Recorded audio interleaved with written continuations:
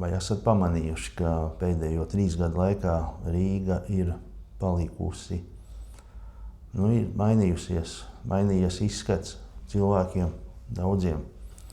Tā ir palikusi daudz egzotiskāka. Un noskatoties vakardienas raidījumu, nekā personīgi, un tur bija tāds sižets par to, ka 2 universitātēm tie studentu pieteikumi tiek noraidītas vīzas kaut kur 1/3 no tiem visiem studentiem, kas tur grib studēt. Iemesli dažādi tur esot, tur bija minēts, ka citiem vispār nav angļu valoda un tā tālāk. Un man jau kādu laiku atpakaļ šī tēma tā kā galvā virmoja, bet es domāju, izlikšu un apspēlēsim šo tēmu nedaudz. Izlikšu YouTube, uztaisīšu video, izlikšu YouTube, un šis video ir par to.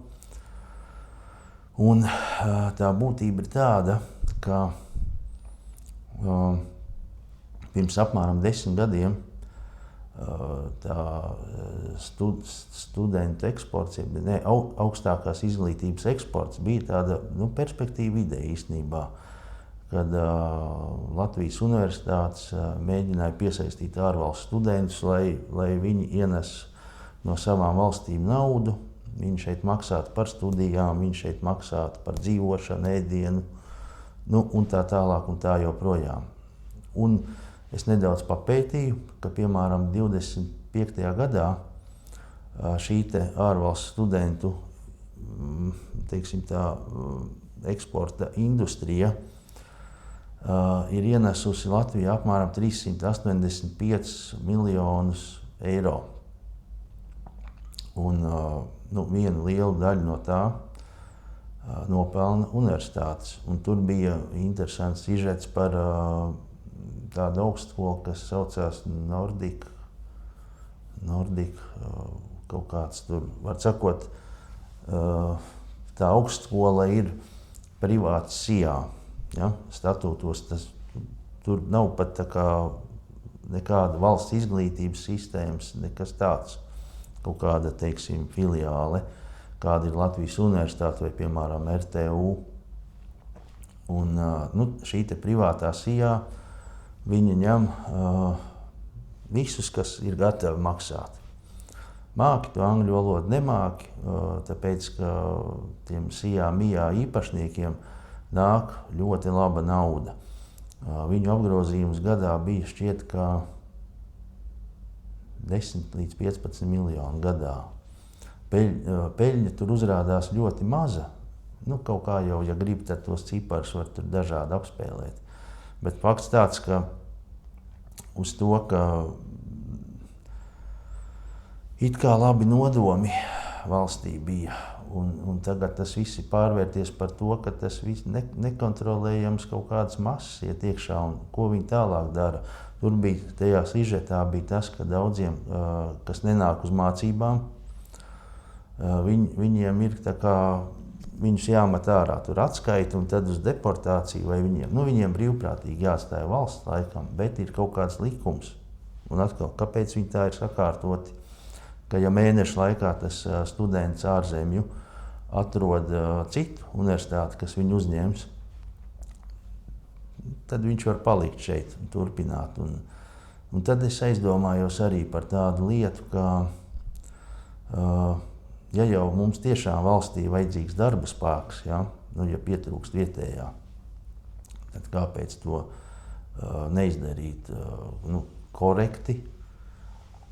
Tādā veidā, ka viņus uzaicina kā darba spēku ar darba vīzām, attiecīgi kontroli, nevis to visu paslēpj kā studenti. Un tagad ir tā, ka valsts drošības dienests un kaut kādas tur vēl iestādes, viņiem ir bažas par to, ka mums, piemēram, no Uzbekistānas ļoti daudz cilvēku brauc iekšā. Viņi ir islamticīgie. Rīgas centrā kaut kādas nosacītas pagarītas mošejas pat ir, kaut kas tāds. Līdz ar to liek domāt par to, ka ir zināmi riski. Tāpat kā tas bija, piemēram, Holandē, Francijā vai Anglijā pirms 50 gadiem. Tagad tas ir šeit. No otras puses, atkal tas liek aizdomāties par to, ka uz nabadzīgām valstīm jau neviens nebrauc strādāt. Ja? Tātad mēs esam jau sasnieguši kaut kādu zināmu līmeni, kas ir pievilcīgs arī cilvēkiem no nabadzīgām valstīm. Tā kaut kā tādas man pārdomas. Un, viss, ko es gribu, ir kontrole. Lai tā imigrācija ir kontrolēta, lai viņa neiziet ārpus kontroles. Un, rudenī būs vēlēšanas un būs jāskatās, par ko balsot. Man tas jautājums ir aktuāls. Un es gribu uzdot jautājumu jums, ja jūs to skatāties, kādas ir jūsu domas, un ierakstiet lūdzu komentāros. Un piesakojiet manam kanālam. Un uz pozitīvās nots es gribu pabeigt to, ka es esmu tāds cilvēks, kuram riebjās augstums ļoti, ļoti nepatīk. Jo man ir asma, un tad lielā augstumā ir grūti elpot. Grūtāk. Tāpēc es izvairos no iešanas ārā, bet kaut kā pēdējās dienās esmu pieradis pie tā traka augstuma, un vairs tas neliekās tik ļoti traki. Tā kaut kā jāizbauda, vismaz ir saule, jo man ļoti, ļoti, ļoti patīk tas, ka spīd saule, ka ir saulains dienas, uzreiz 25% garīgais ir augšā. Paldies, ka skatījāties, un atstājiet kādu komentāru, ja patika, vai laiku, vai parakstieties uz kanālu. Paldies!